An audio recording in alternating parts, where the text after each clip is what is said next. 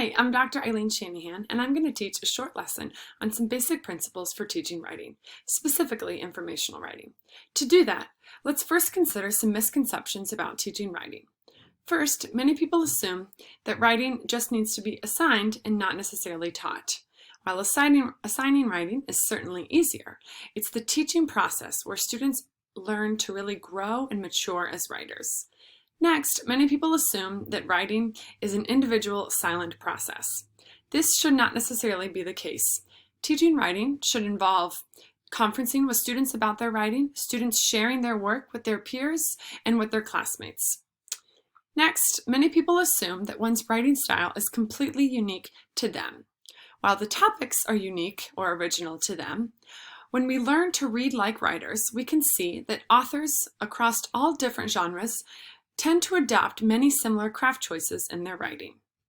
And finally, many people assume that informational texts are boring and lack voice. That does not have to be the case, and I'm going to show you an example of when it is not, using a mentor text, which brings us to one of our writing must-haves. To teach writing, we have to show students models or mentor texts, which can occur in a variety of different forms. We also need to model our thinking as we are reading like writers, and we need to model our own writing process as teachers. We need to provide students a time to apply writing in their own writer's notebooks in informative ways where they're not necessarily evaluated or assessed for a grade all of the time. And finally, to teach writing effectively, students need to share their work, and they need to be given opportunities for that in class. They need to be praised for that. They need to be taught how to evaluate and provide quality feedback on others' writing as well. All right, at this time, let's read a mentor text to look at some different examples of author's craft, an informational text called A Seed is the Start by Melissa Stewart, all about seeds. As you can see, it's a picture book informational text written for a younger audience. It starts off with some words to know. It provides words and then the definitions. And I'm just going to read a couple pages and I'm going to show you a few more. A seed is the start of a new plant life. Bury it in soil and watch it grow, grow, grow. What happens when you plant a corn seed? First, the seed coat splits open, then a root pushes down into the soil. It soaks up water and minerals, and then it lists lots of other parts of the process of growing from a seed. All right, continuing to move on, I just want to direct your attention to the visual layout of the words and the spaces and the text boxes used, to the different types of questions as headers. How do milkweed seeds fly through the air? And then an answer right below that, something that we see a lot of informational authors doing. Thinking about verb choice, seeds fly, seeds travel, seeds spin and glide, thinking about the verbs to show the actions that seeds take on. Looking at specific facts and details. These Asian climbing gourds are found in the rainforests of Southeast Asia. All right, that very specific information. And the different arrows directing our attention as readers to a corresponding image. All right, so think about that. And what I want you to do now is I'm going to show a specific excerpt from another page in the text. And I just want you to look at it for just a moment and think about, what do you notice? Think about some of the things that I just mentioned. And now, what do you notice about what the author does on this page?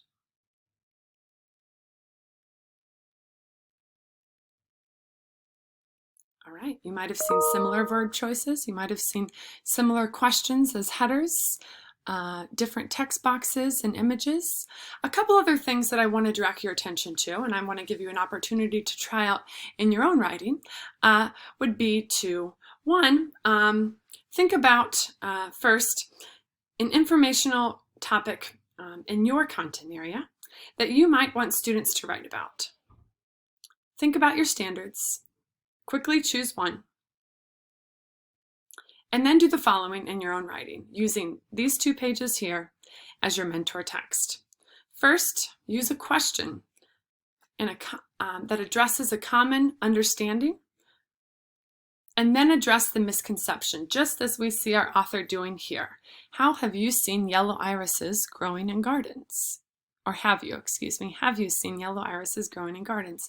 A lot of people love these flowers, but irises grow naturally in wet places like the lake in British Columbia, Canada.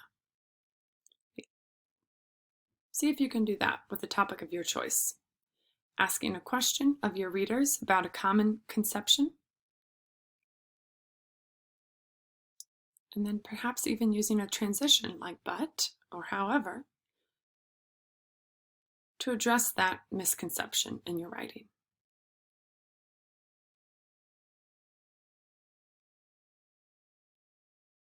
Next, I want you to try one more thing out. I want you to make a comparison to a common feeling or situation that relates to your topic, that's something, like I said, more common or everyday that readers might be more familiar with, just as the author does here. The author says, imagine a snowstorm of seeds. That's what it looks like when hundreds of cottonwood fruits split open at the same time. Think about your content and perhaps a complex topic within that. And how could you make it a little bit more understandable for readers? By using a metaphor to make that comparison.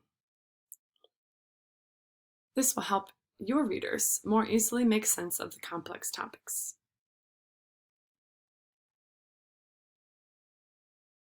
See if you can finish that up. All right, the final steps in this process would be to share your writing with a friend or with the class. Instead, I encourage you to take your strategies and your writing back to your peers to share.